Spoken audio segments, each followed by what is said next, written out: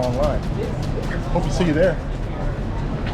Audible does do our titles, and many of our books now have audio books, and they're constantly coming out. And if you're wondering when a particular book will come out, we probably don't know either. We usually find out when the book comes out and get notified by the search.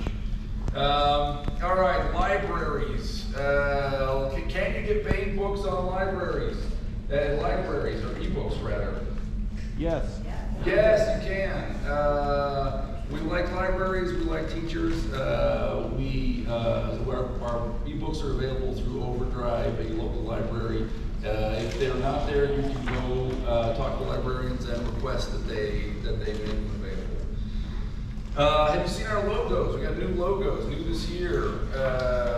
Dominic Carmen is the artist. We have a fancy silver logo. It is still the spaceship and the dragon, right? But you want to have a couple different color options, so we have a gold logo also, same design, different color. All right. Hey, something if you were, most of you guys know this, some of you were with us for the first time. We support the armed forces of the United States, and we like to send books out to them. So some of you may have first encountered us out there in the sandbox or somewhere exciting, or apparently the Antarctic. Greenland. Our first shipment to the U.S. Space Force. Greenland, okay, fair enough. Yeah! So if you're in a unit, or so you got a loved one in a unit where you think they could stand to get some books and they are not, let us know, and we can, we'll do what we can to help. All right, we like to find new talent here at Bane. You know, we have a couple of writing contests, right? Woo! Okay, fantastic. So we've got a science fiction writing contest. You may have heard of this one, the Jim Bane Memorial Award. This is an anthology collecting winners from the first 10 years of that. And where do we hand out the Jim Bane Memorial? We do it right now. No. No, that's not the other question. We do it at the International Space Conference. Oh, is that what it is? Okay. Well, we hand out the other award here. So the Bane Annual Fantasy, or the Annual Bane Fantasy Adventure Award. And I picked up my phone because we have 3 winners. 2 of them can't make it, which means I'm going to announce the winners, and I will read 2 of their acceptance speeches. One of our winners should be here. I think he is. We'll see. Oh, there he is. All right. So this is the fantasy award. Okay. And these are judged blind, so our judges have nothing but the text and title. We don't know who's submitting. The third place this year was won by Brittany Rainsden. Brittany, you haven't surprised us by showing up, I take it. Okay, Brittany is not here. I'm going to try to read Brittany's part. You have to imagine. I presume Brittany is a woman. She says the following. I'd like to thank Bane for running this incredible contest and the editors for seeing merit in my story. I wrote Exchanged during the Writers of the Future 24-hour challenge last year and was fortunate enough to have it workshop the next day. I'd like to thank the Writers of the Future class of 21.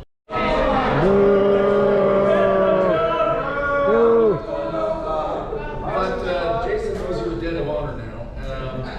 Come on up, take a free book instead of your certificate.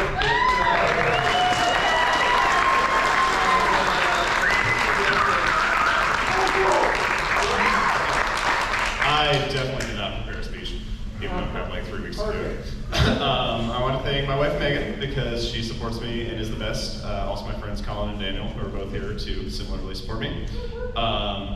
Thank Bane for having this award and for taking a chance on me and my story. Lastly, my debut novel, The Pale City, is out from Shadow Alley Press. Stop by the vendor booth. We're selling them like hotcakes.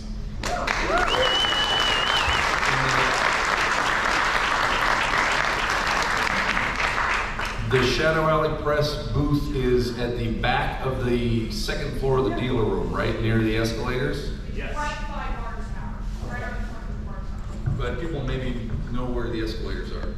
Okay. Okay, so if you go in the front. Can't ever pronounce that name quite right. Hey, no, hey, Swable, stand up, please. Hey, Stoker Award-winning author. So, right? Yeah. Two Stoker Award-winning authors. So, gave me a great story at the 11th hour. Very, very grateful to him. The first one was at a charity auction where he was auctioning off a role in the next Honorverse story. I foolishly said, you know, some conventions, they'll also then auction off whether the person lives or dies, which meant I had to pay twice to get my wife into the book and to stay alive through the book. The other one was when I wrote a story for one of the Honorverse anthologies, and going through all of this stuff, I commented to Tom Pope, who was walking me through some of the technology. Are you sure you want a 30,000 word story out of this thing, or do you want, you know, a 6-book series? Later that same day, I got a call from David. This is the result. We pitched the 6-book Honorverse prequel series, early days of Manticore, to Tony. Tony took us up on it. This is book 4. It has, we've got 2 more to go. I'm working on my parts of book 5 at the moment. But this has been very interesting to come up with new characters, of course, because we're 300 years before on Harrington. But also then to retrograde the technology and the politics and the society back that far. A lot of that is Tom Pope who will do the technical aspects, and then we kind of, David and I kind of fill in, expand on all of that. But it has been a lot of fun to do. Typically the books do not come out once a year because David has 19 different projects at any given time. This is only one of them. But we've been very happy with the results, very happy with the fan reaction, and looking forward to hopefully coming up with a climax in books 5 and 6 that will knock the collective socks off. So, call to Insurrection, and the next one is called A Call to Deception. So again, that one's the one coming up next. Do we want to talk about? No, yes. 20 odd years ago, I wrote a book called The Icarus Hunt. It was Star Wars meets Alistair McLean, Guns of Navarone, Ice Station Zero, that kind of 60s, 70s thriller. It was a lot of fun to write, and a lot of people liked it, and I could not come up with a sequel to save my life. 20 years later, world has shut down for COVID. I'm not going to any conventions. I got room to write another novel. Oh, here's an idea. So my agent suggested that since it's hard to do a sequel to a 20-year-old book, because a lot of people haven't read it yet, or haven't read the original, set in the same universe with new protagonists, bring some of the older characters in, and Icarus plot was the result.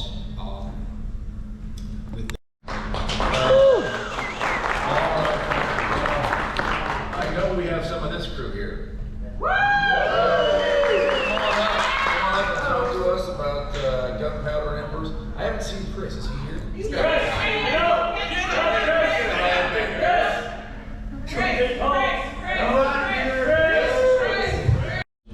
second one in that series where I will. How many people read these books?